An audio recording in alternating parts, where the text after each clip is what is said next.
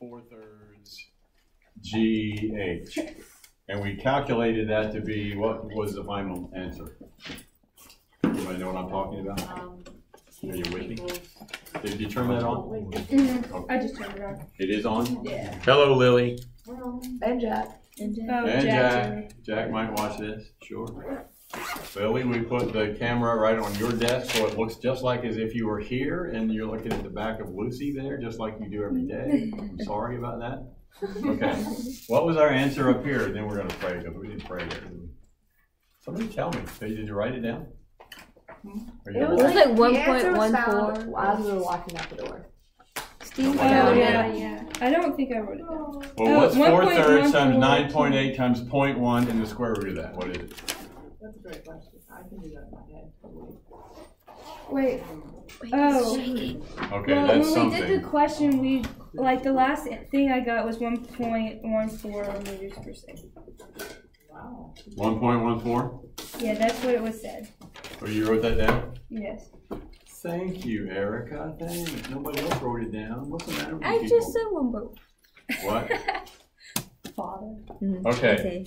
That came from the one that that was solid all the way through. So for the solid, wait, that wasn't a solid. Yeah, that was a solid. So I was 1/2 mr squared. That was the moment of inertia. Okay. Now we're going to do the one that's hollow on the inside where I is equal to mr squared, not 1/2. Okay. It's still u at the top is equal to k at the bottom plus the k rotational at the bottom. This conservation of energy, and it's a big concept you need to make sure you understand. That's why I'm taking so much time to do this. All right, for the hollow one, both of these, solid and hollow, started out with the same u at the top, mgh, because they were both up here at rest. Okay, so that's the same for both cans. At the bottom, then, is what's different. However, and there's the equation, but the total K at the bottom has to be the same, doesn't it?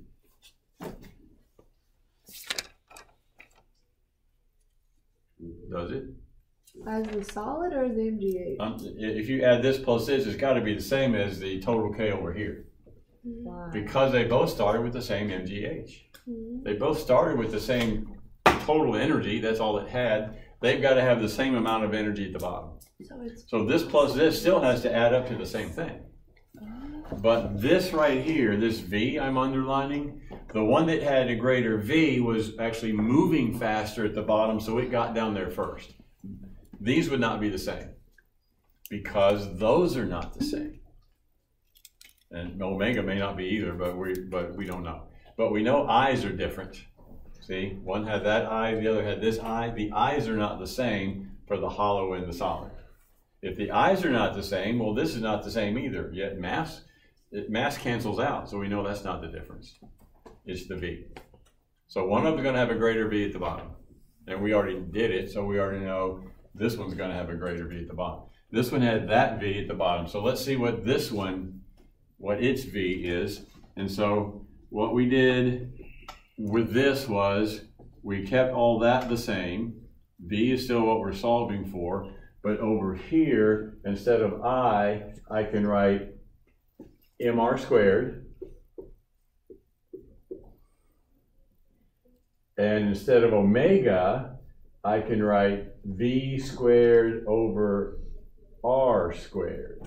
Because Vt is equal to R omega. So omega is equal to V over R. And so I plug that in. And the reason we do that is now we can cancel the R's. One's up and one's down. And we already could cancel the M's because every expression on either side of the equation has an M. And so conceptually, the mass and the radius don't matter. If those two cans had different mass, they did have different masses, but it doesn't make any difference. The M's cancel out. If they had different radius, that wouldn't matter either. That cancels out. Yes. Is it supposed to be NV squared?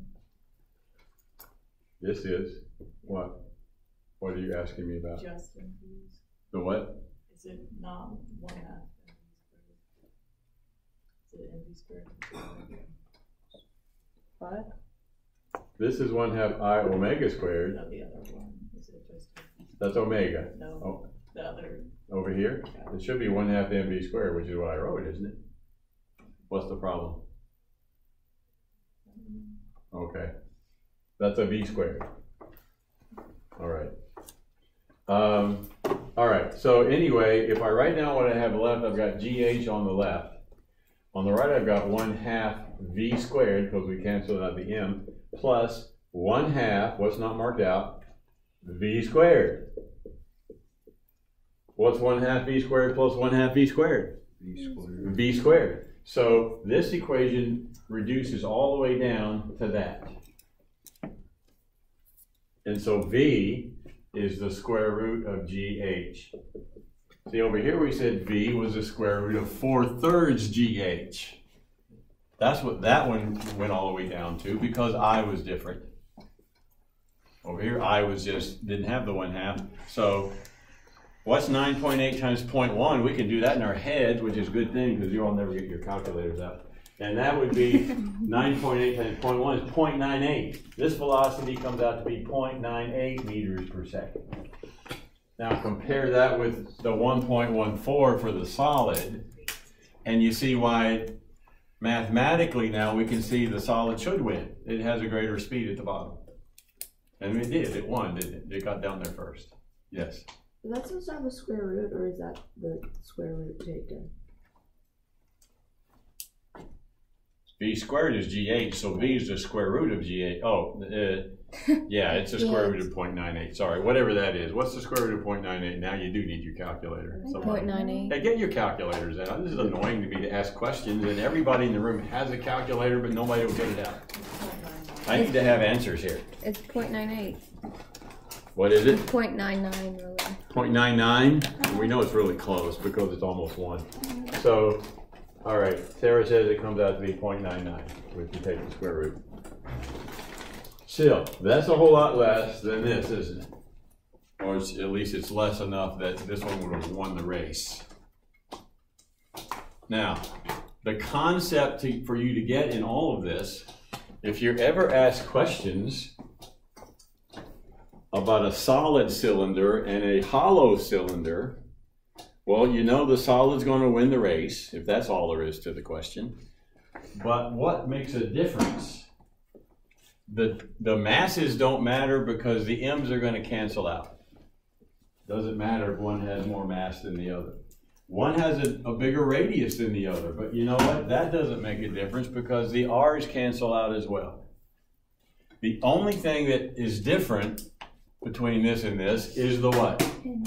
Moment of inertia. It's the moment of inertia. This one has a fraction. So and they both are mr squared. So the only thing that really matters is what fraction is in front of mr squared. Right? In terms of how fast are they, what speed are they going to reach rolling down a hill? That's what we're doing here. Conservation of energy. And we're thinking about V. Okay. Any questions about all that? You need to understand conservation of energy now. You learned a long time ago it includes this. U at the top equals K at the bottom. But now we're adding the KR. If something is actually rolling, you've got to add the KR. So all of this energy, some of it turns into that and some of it turns into that. Okay. All right, we're going to move on from there. Does everybody feel like you kind of grasp that now? Okay.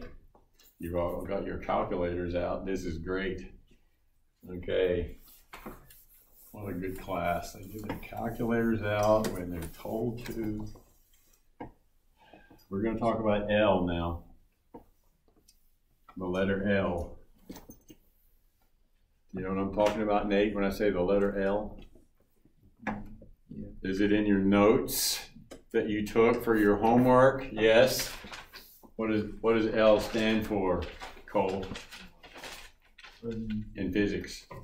You're not sure? Kyle, what does L stand for in physics?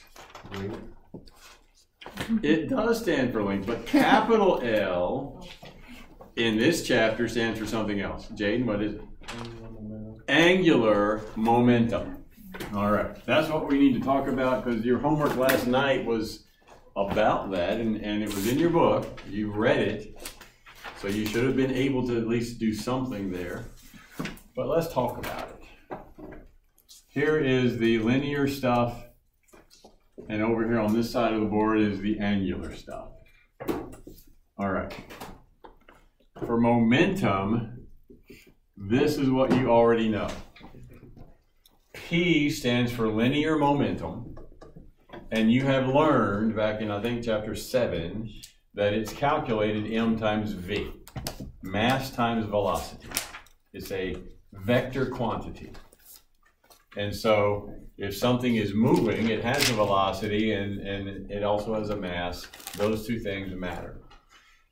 Without taking up too much time, because we're kind of running short on time, you can already, even if you hadn't read it, convert this to an angular version because you have learned what these things are in their angular version. What's the the P, you'd have to be told that. That's angular momentum. That's a capital L. We're going to be using capital L for angular momentum. What's the angular version of M? It's I, moment of inertia. What's the angular version of velocity? Omega. That's angular velocity. So there's your basic equation just for calculating angular momentum. It's I times omega. It's moment of inertia, which is mr squared, or it's some fraction times mr squared, depends on what it is, times omega, and omega is the speed at which it's rotating, the angular speed. Okay, units for L, there's not a special unit for it. The unit over here was kilogram meter per second. See, kilogram for mass, meter per second for velocity. Here it would be what? Kilogram what? Meter squared times radians per second. Yeah, that's and well, yeah, you could write it that way. Okay, omegas in radians per second. So that's how much else we gotta. That's the. So what? Do we write that whole thing down on the test? Probably should. Technically, if you leave out the word radians, it's still not wrong because radian is not a real thing, but I would put it in. So if I put kg times m squared, would that be counted wrong? You've got to have it over s seconds. Okay. Radian, you still need a radians per second. I would put the whole thing in. Okay. Let's talk about. We don't need to say anything else about that before we discuss. Wait for a second. Before we discuss. Because you can't see it at all. Wait. Yes. That's just momentum. That's linear momentum. That's angular momentum. The idea of angular momentum is something's rotating. And once it starts rotating, how hard is it to stop it? The same thing we talked about here. If something's just moving in a straight line, how hard is it to stop it? The more momentum it has, the harder it is to stop. The same thing's true here. If it's rotating, how hard is it to stop it? So the faster, omega, the faster it's rotating, the harder it is to stop. And I, the greater that is, the harder it is to stop as well. Okay. Okay. And I depends on M and R. All right. So that's the concept. Now, the next thing to mention is we learned back in chapter 7, impulse. Impulse, the word impulse is defined as the change in momentum. And we learned, well, that's the final MV minus the initial, just what is the change in momentum? Okay. What is it now? What was it before? Subtract, you get the change in momentum. But we also learned that you can calculate that as what? You remember? FT. It takes a force to change the momentum of something. If something's moving, here it is, it's moving to the right. If you come along and push it back to the left, you slow it down, that you change its momentum. But you did that by adding a force to it, an external force. Something outside the system comes in and is applied to that over some amount of time, and that changes its momentum. All right, that's the concept of impulse you learned in chapter 7. We have the same thing here. First of all, you could still think of it as I omega minus I omega. It's the change in, it's the final one minus the initial one. So you can get it that way, just like you could get it this way. But what would be the angular version of this? Delta L equals, instead of F, I write what? Torque times what? Time. It's torque time. Torque, of course, is force times the distance from the force to the pivot point. Don't forget that you know what torque is. Torque. Okay, that's the pivot point. You apply a force here. That force times that distance there is torque. All right, so some torque is added, some outside torque. Just like here we said, some force from outside the system comes along and is applied to the cart. Well, here you have something rotating and some torque from outside the system that comes along and is added to it. You've got, ooh, let's get our little rotating thing. Here it is. Okay, you've got something rotating, and it's rotating and so it has an angular momentum. What is it? It would be I times omega, whatever that is. It's rotating. If I come along and do that to it, I'm outside the system, my hand, and I sped it up by pushing tangent to the circle. I pushed it that way. See, here's my wheel, and I applied a force right there, and there's the radius R. So I applied a torque to it, and that sped it up. See, I changed its momentum, I sped it up. Okay, that's all we're doing here. The amount of torque I applied times the time I was actually touching it doing that would be equal to its change in momentum. All right, so I'm explaining that equation and that one. Those are the new equations you've learned in the last 5 minutes. Okay. Now, the other thing we did back here in chapter 7 was we learned that momentum is conserved. Do you remember that? Conservation of momentum? Do you remember that, Sarah? Do you remember that, Claire? Conservation of momentum. All right. That we always wrote this way. Conservation of momentum, mv plus mb equals mv plus mb.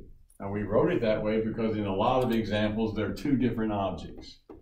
This is chapter 7, linear momentum. And an easy example was you have this cart and you have another cart and they collide. In a collision, momentum is conserved. The momentum before the collision is the same as the total momentum after. All right, so let's say this thing is moving slowly and this is moving fast, and so it catches up with it and bumps it in the back. All right, that makes this one speed up because it got hit in the back. Well, if that one speeds up, this one slows down, so the total momentum is the same. All right, all that was chapter 7. Now we need to see that thing is still true over here. That conservation of momentum applies to the angular momentum. So, look at this. This time I'm only going to write it, instead of writing it twice because there are two objects, there doesn't have to be two objects. I'm just going to write that the momentum before has to equal the momentum after. And we can think of that as I omega before has to equal I omega after. So if something is rotating, that's the only time you have angular momentum, something is rotating. Here, my wheel is rotating. It has an angular momentum. If I do something, if something could possibly change that, then, or change either one of these, like something slows it down, that's not a good example. Here's a good example. Here's a good example. This is a good example. This is a figure skater. It's a girl. Figure skater in the Olympic trials for the United States of America. She always smile during the competitions. She has arms, and her arms are extended. She has arms. And then she starts doing this twirly thing. Have you seen skaters where they start doing this? They're just standing in like they're in one spot on the ice, but they're spinning round and round. And then while she's spinning round and round, she pulls her arms in. What happens? She speeds up. She speeds up. She goes faster. She's spinning faster. She had rotational momentum, angular momentum. See, all she does is pull in her arms, and she's now going faster. Who can explain that? Why? The radius got smaller, so the velocity got bigger. I is mr squared. And so, the mass of the girl doesn't change, does it?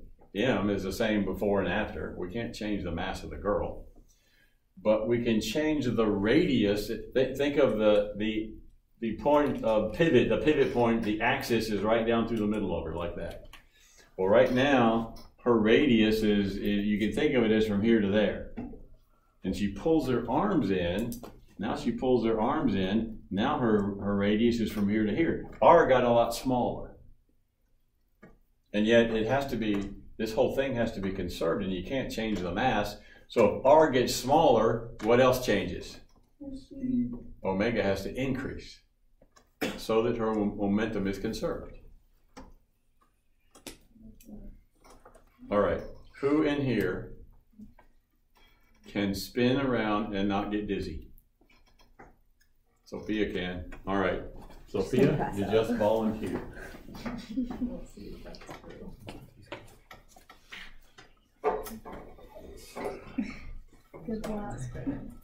I have a spinning chair.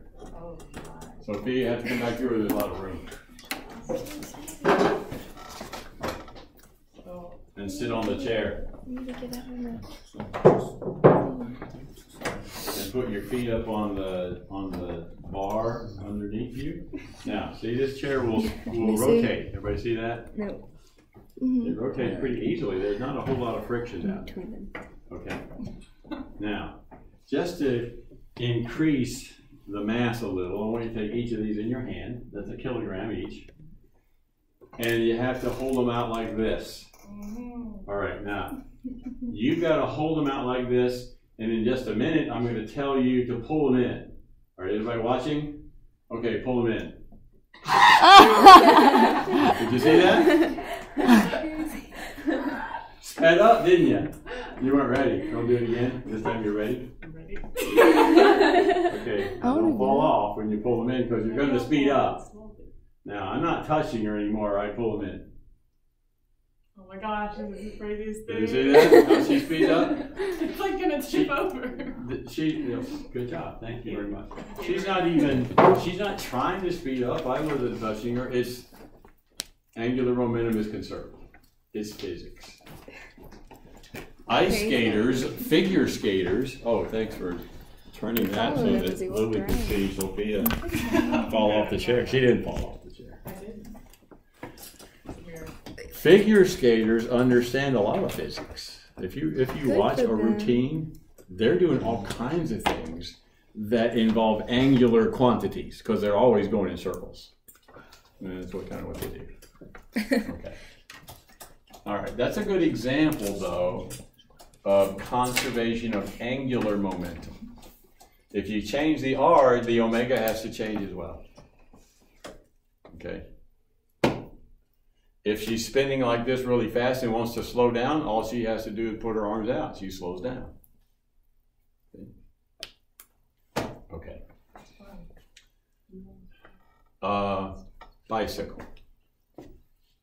You get on a bicycle. All of you know how to ride a bicycle? Steve, can you ride a bicycle? Yes. Okay. When you ride a bicycle, the wheel starts to turn. 2 wheels. Start to turn. All right. Is it easier, Tony? Is it easier to keep your balance when you're going fast, or when you're going just barely moving, just really, really slow? Which is easier? Fast. If you go really, really slow, or what if you stop altogether and you try to maintain your balance? You're going to fall over. Now, it's a little more complicated than this, but what's one good reason why that's true? Why is it easier for the bike to keep going and not fall over when it's going faster? Because the wheels have more angular momentum. Definition of momentum is how hard it is to stop it. It's going to keep going. Once you get it going, it's going to keep going more easily than when it's going really slow. Right. Yes. So it's when you're on the bike, it falls over because it's easier to stop it because it's going slower. Well, that's one reason. Now there's more involved in that. Yeah. There is friction in the wheels. That's a force that's slowing it down. That's why you have to keep pedaling just to maintain the speed. Also, there might be some people who are good enough to maybe extend R and just balance. Have you seen unicycle riders, like only one wheel? And they're riding around, they go forward and backwards, and they can juggle. They just have really good balance. I couldn't do that. But if they start going faster, it's easier. I don't have to work very hard to maintain my balance when it's going faster. I've got more angular momentum. That's one reason. I have more angular momentum with the wheel turning. Yes. So if you could extend your arms far enough out to the sides, but you stopped like a unicycle like all together, it would just stay up. It's possible. Okay. Have you seen tightrope walkers that have a long bar? They got this long bar with them, and they're walking across a rope at the circus. Circuses don't exist much anymore because they were cruel to animals. That's a different story. But that's what they would do. And the big long bar is they're increasing R. They have a much greater R, and so it's much easier to maintain balance again, just like the bicycle. Anyway, that's that. Okay, we need to move on. What else was I going to say about conservation of angular momentum?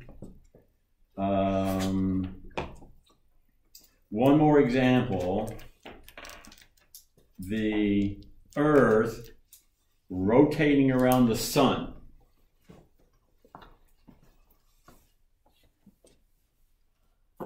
Here's this. Oh, I left the good one over there. That's all right. Here's the sun. Here's the Earth. Now, I don't know if you know this or not, because we kind of skipped Kepler's laws for some reason. It's not on the AP exam. There's a guy named Kepler a long time ago who figured out that things that orbit the sun, and most orbits are like this, is not a circle. Do y'all know that? It's a what? It's an ellipse, which is kind of egg-shaped, yeah. So it's more like this. So at some points, the Earth is close to the sun, and at other points it's pretty far away. It's an ellipse.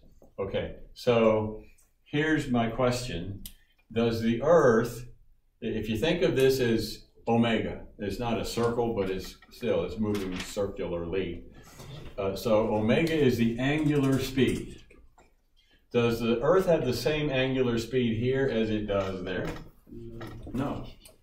Where is it going faster? Anybody know?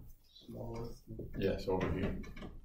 it goes pretty fast around here, and then as it moves away from the sun, it's getting slower, slower, slower, slower, slower. Then come back, speed up, speed up, speed up, and then fastest right here. I omega has to equal I omega. It has the same angular momentum at all times. So here, the R is short. See, if you think of mr squared times omega as I omega, that's L. Think of that as L, as angular momentum, and that's the same everywhere. So when it has a small r, it has to have a bigger speed.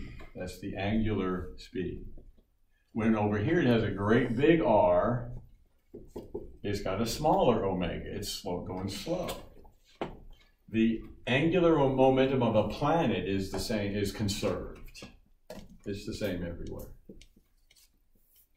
Okay, see, the mass of the planet doesn't change. But when you have when R changes, omega has to change as well. Just like for this figure skater. Okay, just giving you some examples of conservation of angular momentum. So you kind of get something in your head to think about. All right, I think that's all I need to tell you as far as lecturing in chapter 9.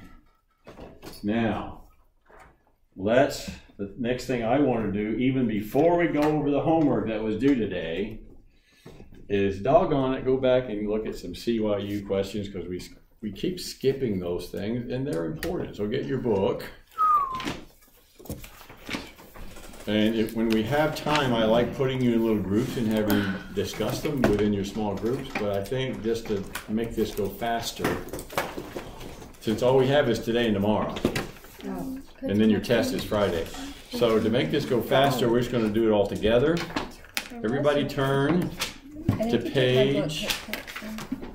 Let's start maybe with, whose book am I looking at? Mine. Oh, Sarah. I thought, okay, I'm sorry. I realized I was going through a book that probably wasn't mine.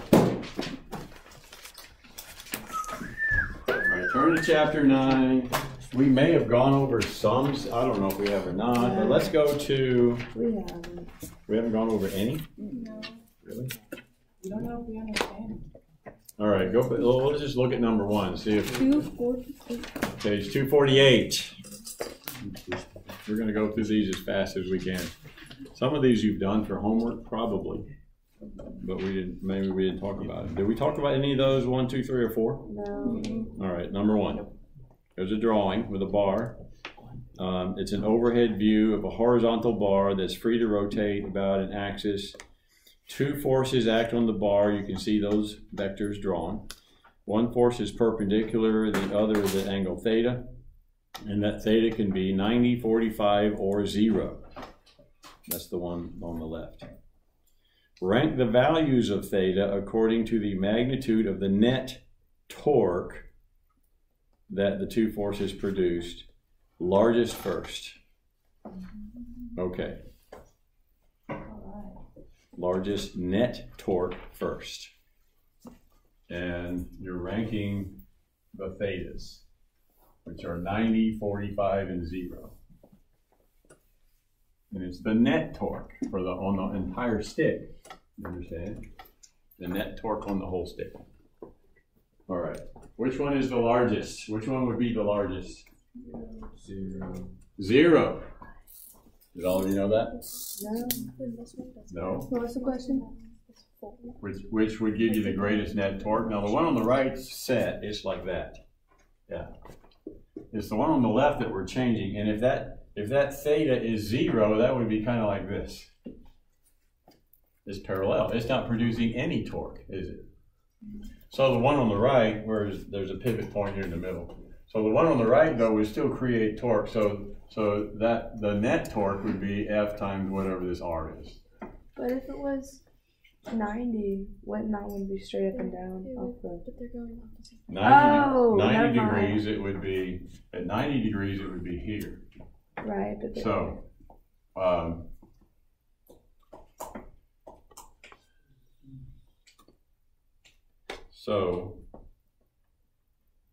Yeah, it would be here. So what's the net torque there? Here, the net torque is this. When it was at 0 degrees, when it's at 90 degrees, the net torque is what? 0. See, they cancel each other out now, don't they? So that's the last one. The 45 would be in the middle.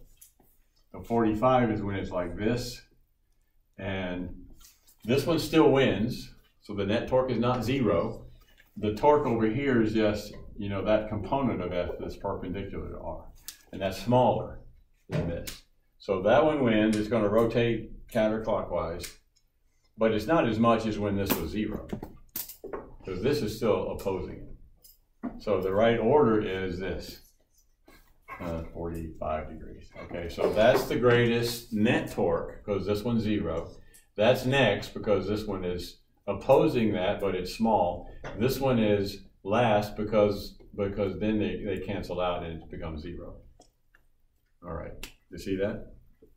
Yes. If it was 90 but facing the other way, would it be greater? Then that would be the greatest. Okay. Yeah. Yeah. Everybody hear that question? Okay. Number 2. Sometimes, even with a wrench, one cannot loosen a nut that's frozen tightly to a bolt. It's often possible to loosen the nut by slipping one end of a long pipe over the wrench handle and pushing at the other end of the pipe.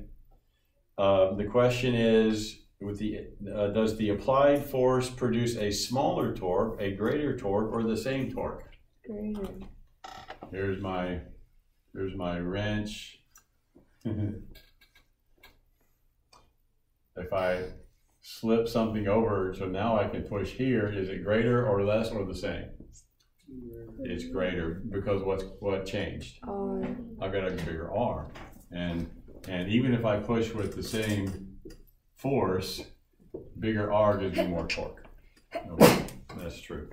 So yeah, if you have a longer wrench, you're going to have more torque than when you have a little short wrench, short handle. All right, number 3. Is it possible for a large force to produce a small or even 0 torque? Let's answer A. It's a yes or no question. Yes. Yes. How is it possible? R can be. It depends on the R. And is it possible, B, for a small force to produce a large torque? Yes. Yes, if it has a big R. Okay, that was easy, I hope everybody sees that. Number 4 is about the picture. It shows a workman struggling to keep a stack of boxes balanced on a dolly. The man's right foot is on the axis of the dolly. Assuming that the boxes are identical, which box creates the greatest torque with respect to the axle? Now, the reason boxes create a torque is they have weight, but all the boxes have equal weight. So which box in that picture is creating the greatest torque? Top left. The one at the very top? Top right. Left.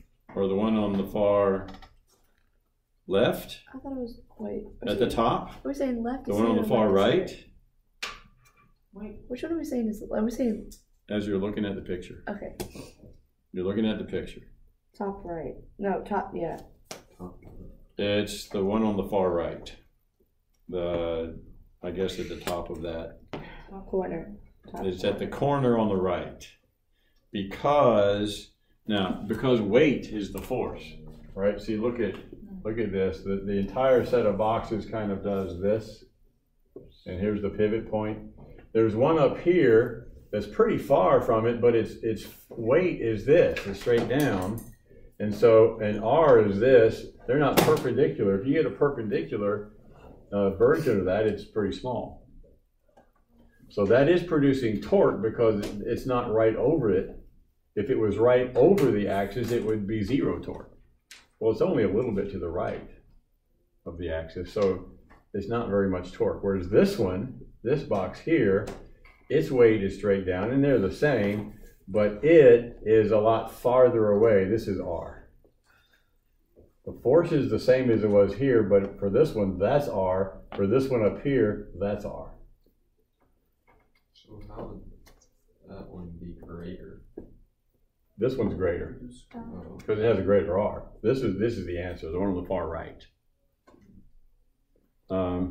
The one on the top left, maybe somebody thought it was that one, and that's straight down too. You would just have to know, I think this R is probably a little more than that R. But that one would be still in the running because it's creating torque back this way. But I think it's still this one that has more. All the F's are the same, realize, but this one has a greater perpendicular component of R. If you think of R as the distance from the pivot point to the force, that's its perpendicular component. So it's perpendicular to the force. And that one has the greatest perpendicular R. This one has a smaller R. This one has a little bitty R. Perpendicular to the force. Okay. All right. That's number 4. Turn the page to number 5 on page 253. 3 forces, they're F or 2F, you can look at the picture, act on each of the thin square sheets shown in the drawing. The question is, when considering angular acceleration, use an axis of rotation that is perpendicular to the plane of the sheet at the center. So think of the very center as the pivot point. And the question is, determine in which drawing, A, the translational acceleration is equal to 0. Which one is equal to 0? Translational acceleration, you can think of that as linear. See, that's the A subscript T, translational. All right, which one has a linear acceleration of 0? B and C. B does not, or I'm sorry, A does not, because they're all up. See, that would be accelerating up. B has 2F down and 2F up. It looks like that would be 0, doesn't it? C also has 2F down and 2F up. So I think B and C would both have translational acceleration of 0. Is that true? Am I missing anything there? I don't think. Translational means the ups equal the downs.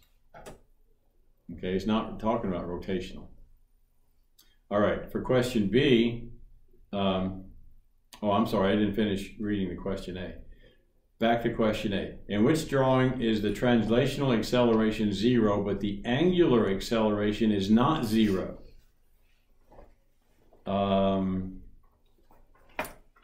That would be just C. Just picture C is the answer to A. Because for picture B,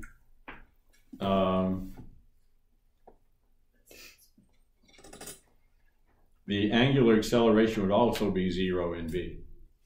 Yeah. So picture C is the answer to A. Question B, in which one is the translational acceleration not 0, but the angular acceleration is 0? A. That would be A. Yeah. A is not going to rotate from those forces. They won't make it rotate, but they will make it move up. They'll make it accelerate up. See, it has a translational acceleration up, but angular acceleration is 0. That's in picture A. And then question C, both the translational and angular accelerations are 0 in which one? B. That's B. B would not be accelerating up or down, nor would it be accelerating rotating. Neither one. Those all add up to 0. All right. We went through that kind of fast, but go back and look at that to make sure you understand it. Now number... Wait, okay. Can you say the answer is 5, A, B, and C? 5A, the answer is C. 5B, the answer is A. And question C, the answer is B. There you go. Let's skip number 6. We don't have much time left. Let's move over to question 7 on page 258.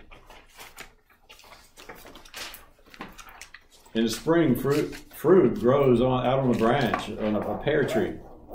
As the fruit grows, does the center of gravity of the pear growing branch do which one? Does it move? Does it move which way, or does it not move at all? The center of gravity for the branch. Think about the question.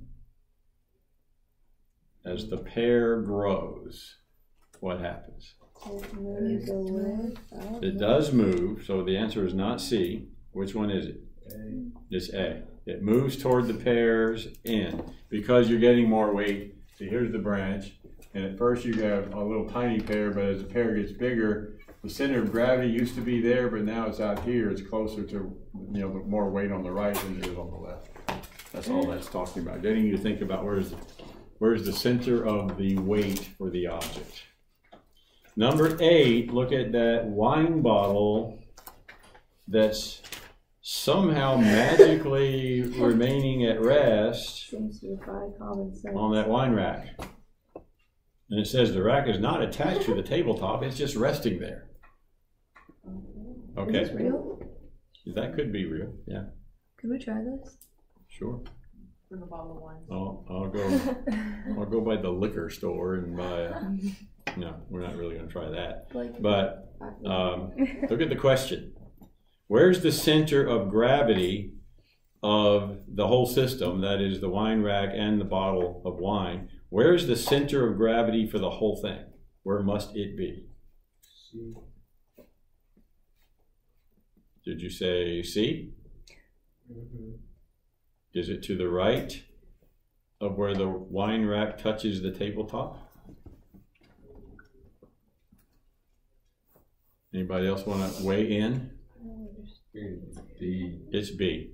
It's directly above that point. Here's the thing. The rack does this, and then this bottle does this.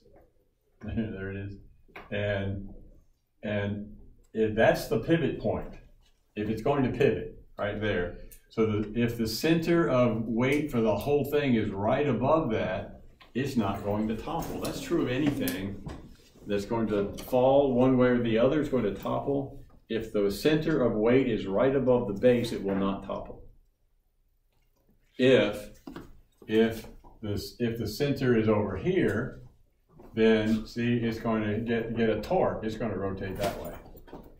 Here it won't have any torque because it's right above the pivot point. So the torque is 0. All right, on your way out, pick up the practice test. That's your homework. And then hopefully tomorrow we can go over the problems that were due today as well as that. We'll try to go over all the homework tomorrow. The test is Friday. You check my homework. Probably not. Is this the makeup work? I didn't mean to check it. I'll be in a second. Look, you can tell the difference between me and Claire personality-wise. Is that Just look at still our running? hair. Look, We it's look up kind to of the 48 same now. minutes. Nobody's going to watch a 48-minute